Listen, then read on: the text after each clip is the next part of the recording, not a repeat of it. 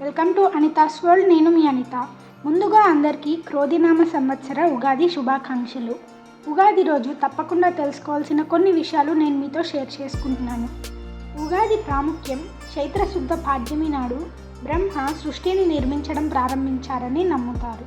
మత్స్యావతారం ధరించిన విష్ణువు సోమకుని సంహరించి వేదాలను బ్రహ్మకప్పగించిన సందర్భంగా ఉగాది ఆచరణలోకి వచ్చిందని పురాణం చెబుతుంది.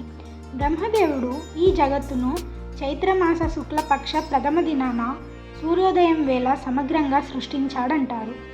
అంటే కాలగణాన్ని గ్రహ, నక్షత్ర, ఋతు, మాస, వర్షాదికులను బ్రహ్మదేవుడు ఈనాడు ప్రవర్తింపచేశాడన్నది పెద్దల భావన.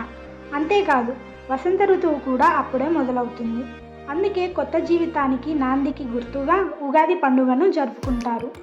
శాలివాహనుడు పట్టాభిషిక్తుడైన రోజు కారణంగా ఈ పండుగ ప్రాశస్త్యంలోకి వచ్చిందని మరొక కథ ఉంది.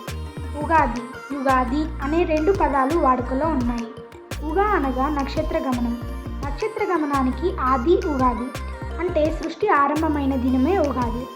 ఉత్తరాయణ, దక్షిణాయనములు అనబడే ఆయన ద్వయ సంయుతం యుగం కాగా ఆ యుగాదికి ఆది యుగాది అయింది. ఒక్క తెలుగు సాంప్రదాయంలోనే కాక మరాఠీలు గుడి పడ్వాగాను, తమిళులు పుత్తాండుగాను, మలయాళీలు విషుగాను, సిక్కులు వైశాఖిగాను, బెంగాలీలు పొయిలా బైశాఖిగాను జరుపుకుంటారు.